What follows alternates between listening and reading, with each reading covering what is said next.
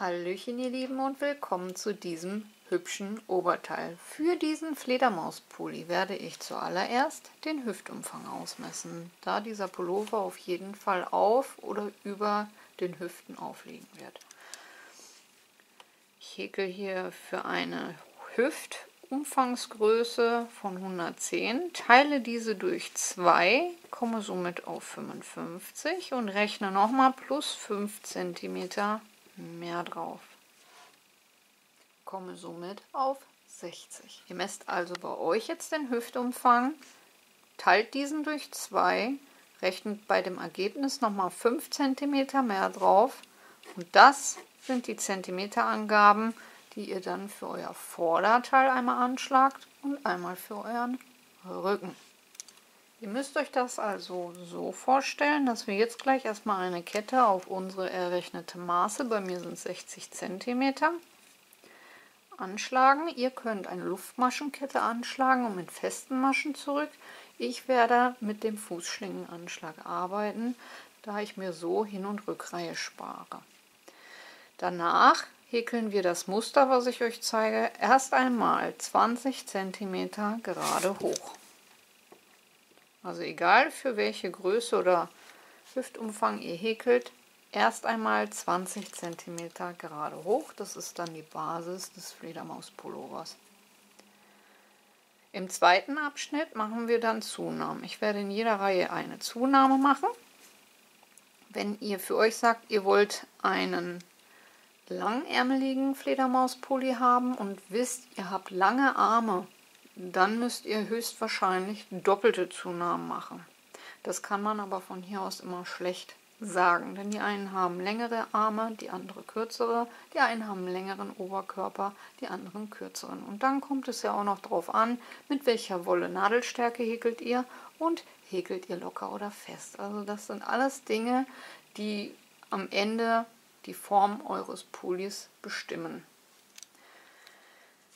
Also eine Kette anschlagen auf eure errechnete Maße, 20 cm erst einmal auf das Muster, was ich euch zeige, hochhäkeln. Danach beginnen wir links und rechts Zunahmen zu machen, Reihe für Reihe, und bleiben selbstverständlich im Muster. Und im späteren Verlauf, wenn ich sage, ich bin kurz vor Ende, braucht ihr noch die Ärmelhöhe. Das sind bei mir ca. 18 cm, die ich hier nehmen werde. Und häkel dann nochmal diese 18 cm gerade hoch, damit ich gerade abschließende Ärmel habe. Ihr könnt auch, wenn ihr möchtet, das habe ich ja bereits schon in unseren anderen Fledermaus-Pullis Tutorials gezeigt, einfach weiter mit Zunahmen machen und dann enden. Dann habt ihr auf den Schultern oder je nachdem wie weit ihr auseinander gehäkelt habt, solche kleinen Spitzen. Sieht auch ganz nett aus. Und dieses Mal entscheide ich mich für gerade Abschlüsse. Die erste Partie 20 cm gerade hochhäkeln. In der zweiten Partie werden wir die Zunahmen machen, bis wir fast die Länge unserer Gesamtlänge des Pullis erreicht haben.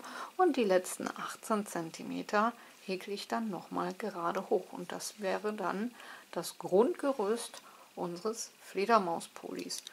Und das Ganze mal 2. Und dann kommen wir nun zum Anfang und zum Muster.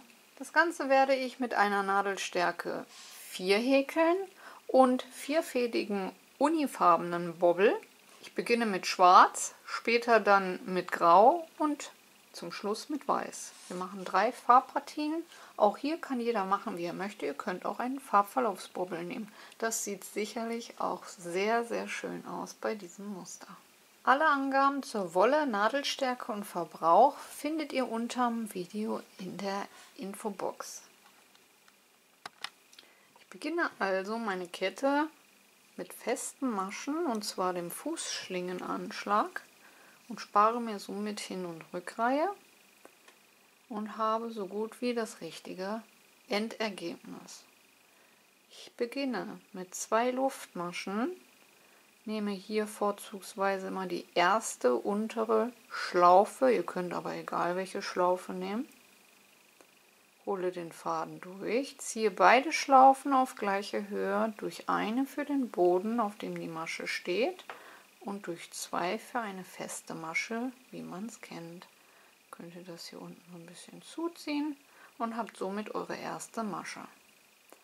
Jetzt haben sich hier unten 2 Schlaufen gebildet, also eine komplette Masche, die wir aufnehmen können.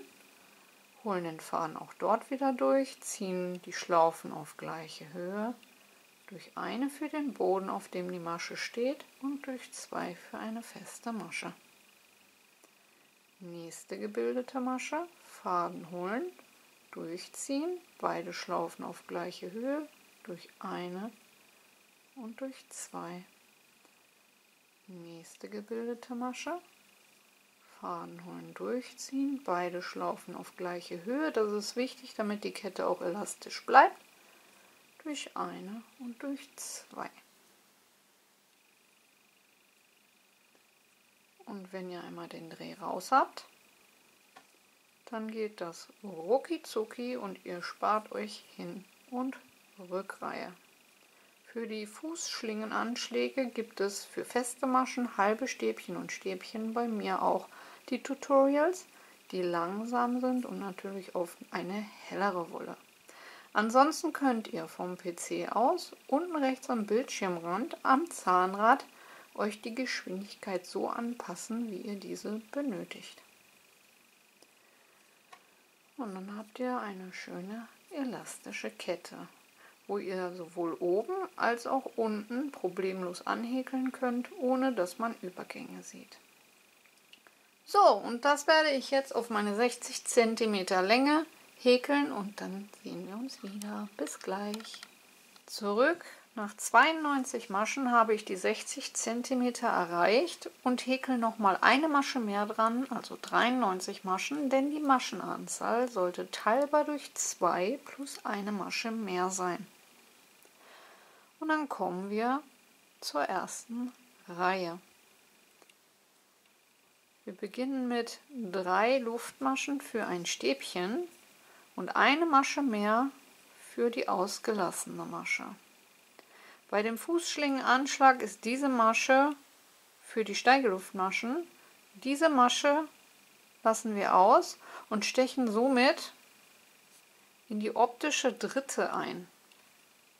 Umschlag und in die dritte Masche einstechen und ein Stäbchen häkeln, sodass wir optisch ein Stäbchen, eine Luftmasche und ein Stäbchen gehäkelt haben. Eine Luftmasche, eine Masche freilassen und wieder ein Stäbchen häkeln. Eine Luftmasche, eine Masche freilassen und ein Stäbchen häkeln. Eine Luftmasche, eine Masche freilassen und ein Stäbchen häkeln. Und so nun die ganze Reihe. Hier ist eigentlich nur das Schwere, der Anfang.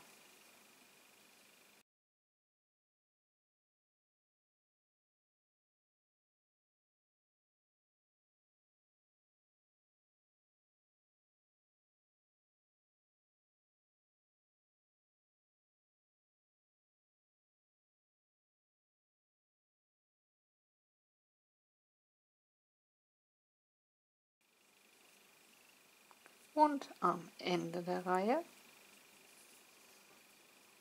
eine Luftmasche und in die letzte Masche ein Stäbchen.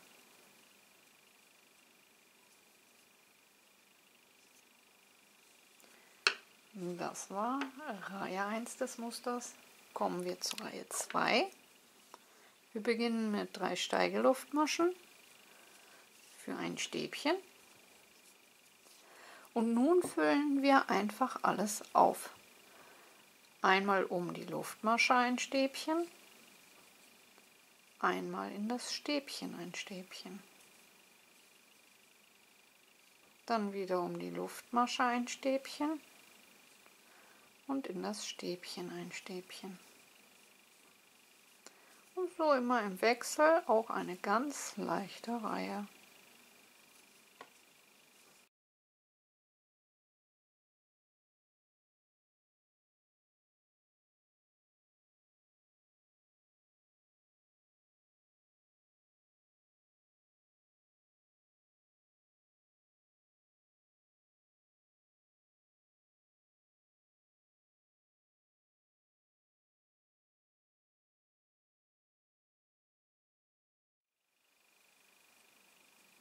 und am Ende der Reihe ein Stäbchen in das Stäbchen, ein Stäbchen um die Luftmaschenkette an der Seite und nochmal ein Stäbchen in die Steigeluftmaschen in der zweiten Masche von unten angezählt.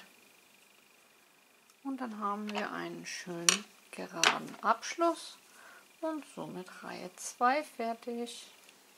Beginnen wir Reihe 3. Reihe 3 ist wieder wie Reihe 1. Wir häkeln 3 Steigeluftmaschen und eine zusätzliche Masche, um rüber zu kommen.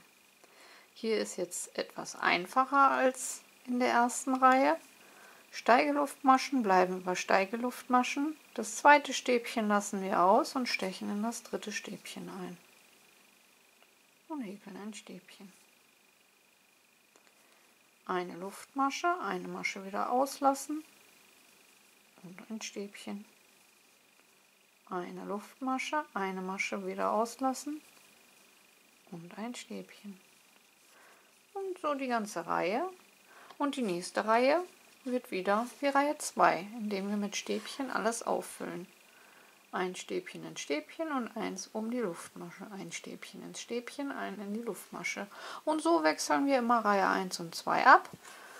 Und das Ganze häkeln wir jetzt 20 cm hoch. Und wenn ich das soweit habe, dann sehen wir uns wieder.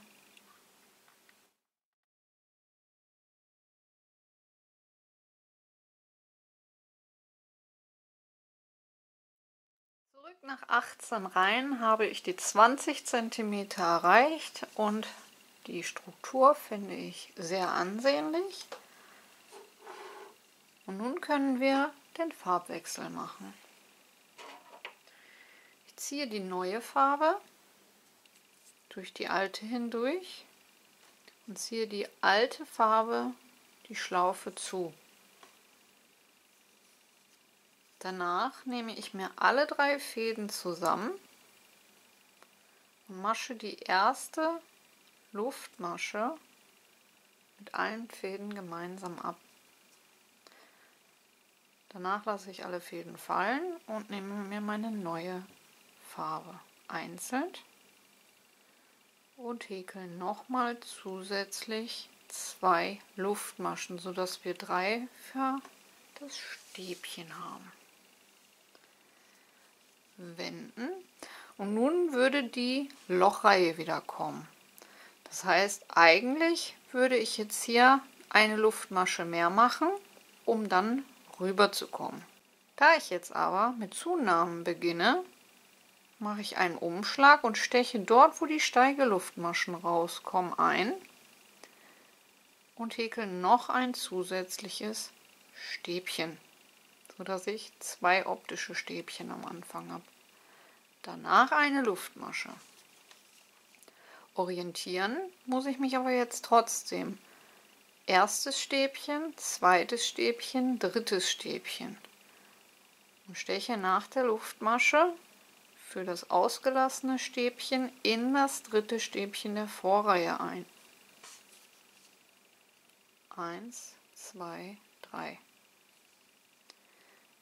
Und dann, wie gehabt, eine Luftmasche, eine Masche freilassen und ein Stäbchen. Eine Luftmasche, eine Masche freilassen und ein Stäbchen. Und so nun die ganze Reihe.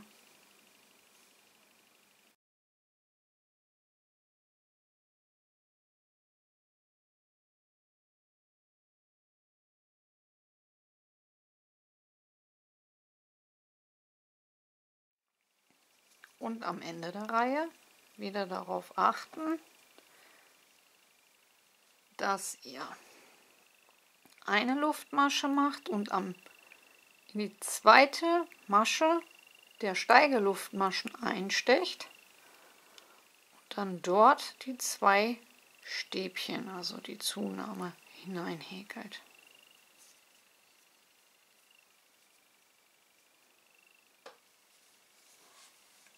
So. Dann haben wir auch hier unsere Zunahme.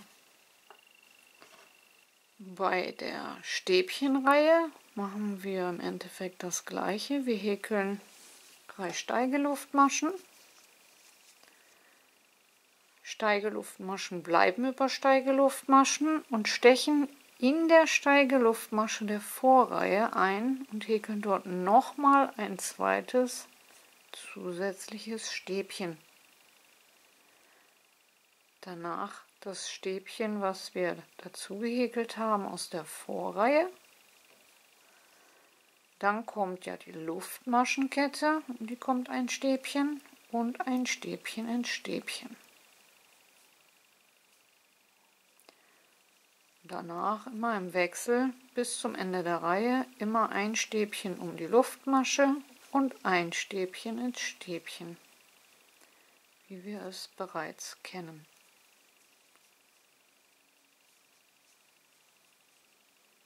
Und so nun einmal rüber.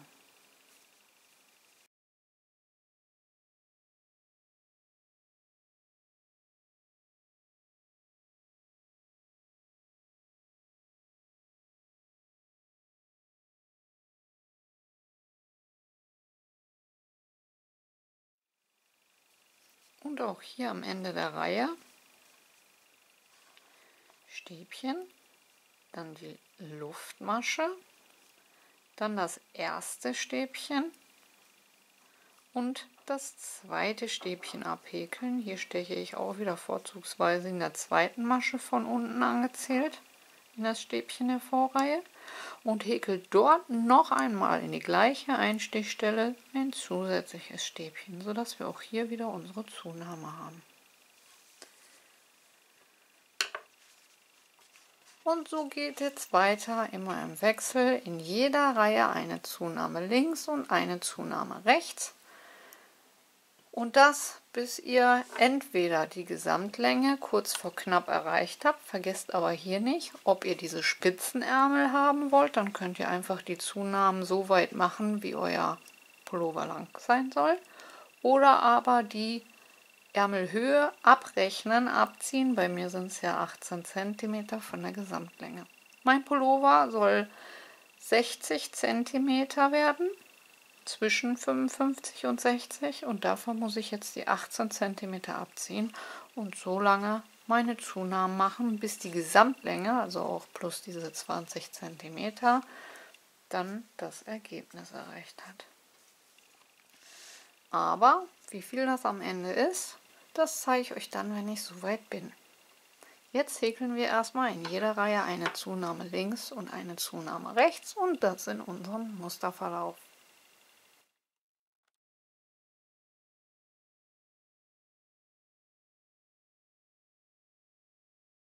Zurück nach 18 Reihen sind die Zunahmereihen mit der Grau soweit fertig. Wir hatten begonnen 18 Reihen mit Schwarz hoch zu häkeln.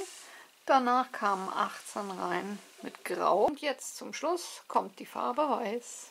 Ich habe mir überlegt, am Vorderteil einen kleinen Schlitz mittig einzufügen, damit, wenn wir eine Kapuze dran häkeln oder einen Kragen, das Ganze besser fällt. Es sieht einfach besser aus, ist allerdings Geschmackssache. Ihr könnt auch einfach 2 Teile jetzt gerade hochhäkeln auf eure Ärmelbreite. Ich beginne zuallererst mit dem Rücken und häkel diese 18 cm hoch, die ich mir für meinen Ärmel ausgemessen habe. Anhand dieser 18 Reihen kann ich dann schauen, wo ist die Mitte nach wie viel Reihen, und die ist dann auf das Vorderteil übertragen. Nach der Hälfte Schluss machen, das Vorderteil in der Mitte einteilen, eine Seite für links, eine Seite für rechts und die letzte Partie einfach nur gerade hochhäkeln. Aber so weit sind wir noch nicht.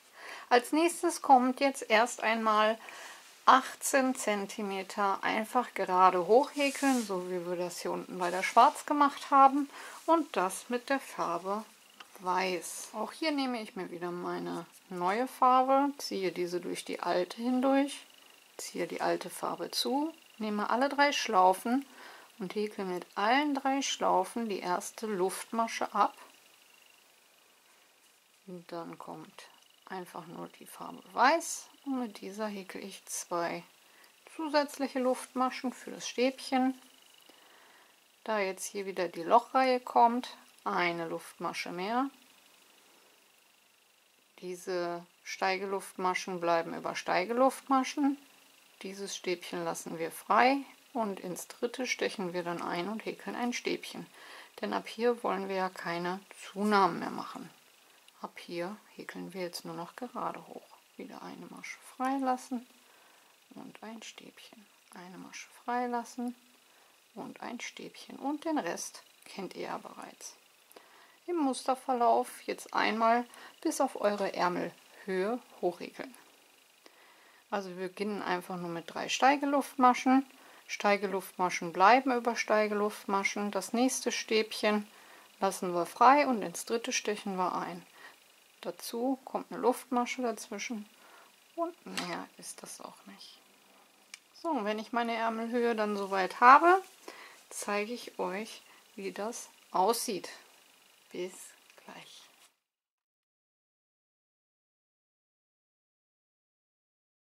Nach 15 Reihen habe ich in etwa 18 cm Höhe gehäkelt, nicht ganz. Wir sind in etwa bei 17,5, da mache ich dann Stopp. 15 Reihen und ich werde jetzt 8 Reihen beim Vorderteil häkeln, so habe ich mich entschieden. 2, 4, 6, 8, das wäre bis hier. Und dann den Rest, was ungefähr 7 bis 8 cm, ja knappe 8 cm sind, dann einen Schlitz einfügen, indem ich hier mir einen Marker setze in der Mitte. Ich klappe das Ganze zusammen, setze mir in der Mitte den Marker und häkel dann links und rechts nochmal getrennt separat nach oben.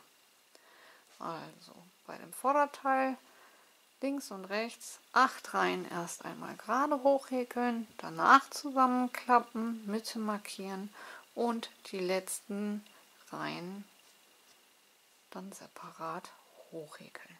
Zurück nach 8 Reihen kann ich mir jetzt das Ganze aufteilen. Ich klappe einmal alles zu, markiere mir die Mitte, zähle einmal nach links und nach rechts die Maschen aus. Ich habe ja eine ungerade Zahl, so kann ich nach links und nach rechts eine gerade Zahl haben und habe eine Masche dann in der Mitte frei. Und die kann ich auch frei lassen. So, und zum Schluss werde ich nun jetzt erst einmal die eine Seite bis zum Marker, die letzten 7 Reihen hochhäkeln, danach die andere Seite mit 7 Reihen hochhäkeln und dann haben wir Vorder- und Rückteil fertig.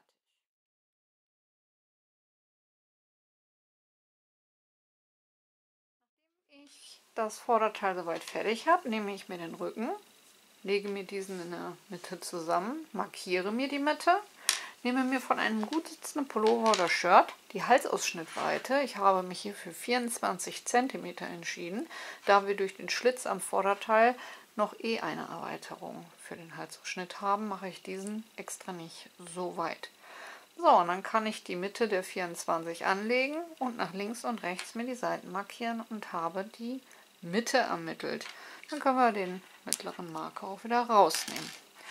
Das waren vom mittleren Marker aus 10 Kästchen nach links und 10 Kästchen nach rechts. Und dasselbe habe ich dann auf das Vorderteil übertragen. Hier brauche ich keine Mitte markieren. Hier zähle ich einfach vom Schlitz aus 2, 4, 6, 8, 10 und setze mir den Marker. Das gleiche auch auf der anderen Seite und den Marker markieren. So, und dann können wir jetzt als nächstes von außen nach innen bis zum Marker unsere Schultern bzw. Ärmel zunähen. Danach gehen wir an die Seite. Der weiße Teil sind ja meine Ärmelaussparungen. Das heißt, wir vernähen von grau bis ganz nach unten und schließen den Pulli sowohl links als auch rechts. Aber als erstes werden wir nun die Ärmel- und Schulterpartie vernähen, von außen nach innen oder aber verhäkeln. Zum Vernähen nehme ich mir den Faden doppelt, steche in der Ecke ein. So. Habe dann auch den Vorteil, dass ich das einfach unten am Knötchen durchfädeln und zuziehen kann. So, und letztes Mal hat mich jemand angeschrieben, die den Couch- oder Matratzenstich überhaupt nicht mag und gefragt hat, ob es auch eine andere Variante gibt, wie man das Ganze schön zunähen kann. Ja, gibt es, aber da müsst ihr halt sehr dicht aneinander einstechen. Und zwar nehmt ihr einfach Vorder- und Rückteil zusammen und stecht dann von hinten nach vorne und dann von vorne nach hinten. Also nicht überlegen, weil dadurch entsteht dann diese extrem wulstige Naht. Das zweite ist, dass ihr recht weit oben einstechen müsst, also quasi durch die Maschen hindurch und halt recht dicht aneinander und hier nicht einen halben Zentimeter die Nähte auseinanderziehen, also zu weit. Dann habt ihr nachher nämlich Löcher oder es fängt sich an zu kruseln. Auch hier ist der Vorteil, ihr könnt einfach ein bisschen zwischendurch mal wieder ziehen und dann geht das auch.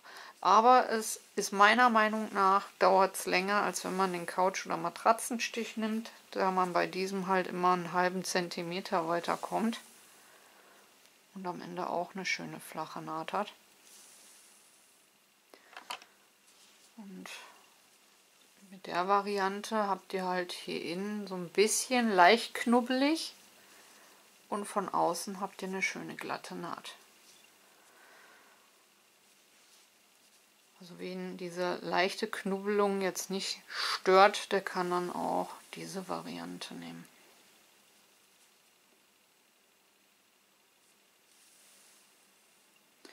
Und wenn ihr den Faden, so wie ich jetzt hier, dann doppelt habt, dann geht es zumindest etwas schneller. Wenn ihr natürlich jetzt mit einem ganz dünnen Faden das Ganze vernäht, dann dauert das ewig.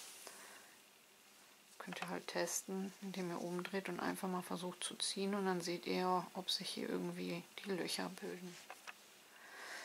So, ich werde jetzt die Ärmel dann soweit zunähen und danach, wie gesagt, die Seite, der weiße Bereich bleibt offen und von grau auf schwarz wird die ganze Seite links und rechts dann auch noch zugenäht. Und wenn ich das habe, dann sehen wir uns wieder. Bis gleich. Und so sieht das Rohgerüst derzeit aus. Nun kommt als nächstes noch eine Abschlusskante, damit das Ganze nicht mehr allzu unfertig aussieht. Und dann sind wir eigentlich soweit fertig. So sehen die Nähte aus. Den Schultern. Schön flach, aber wie gesagt, von innen hat man trotzdem eine ganz leichte Wulst. So, und dann kommen wir nun zum Abschlussrand. Beginnen werde ich das Ganze in der Mitte vom Kragen, da kann man es schön in der Ecke verstecken. Fixiere einfach den Faden, habe somit schon meine erste Luftmasche. Und nun gehe ich immer ungefähr zwei Maschen pro liegendes Stäbchen weiter. Also ich steche hier in das erste Stäbchen ein, hole den Faden hoch, ziehe die Schlaufen etwas größer, verdrehe die Nadel nach hinten und masche ab.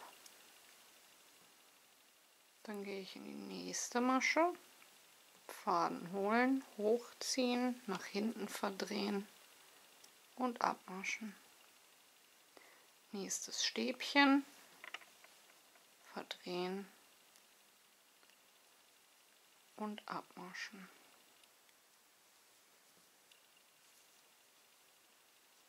Und circa zweimal pro Stäbchen.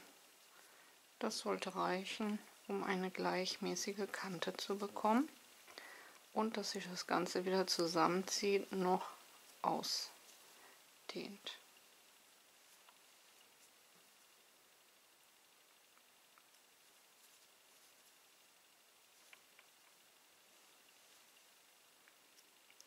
So, und dann bekommt ihr so eine schöne Abschlusskante, eine verdrehte, die allerdings zwei Ansichten hat.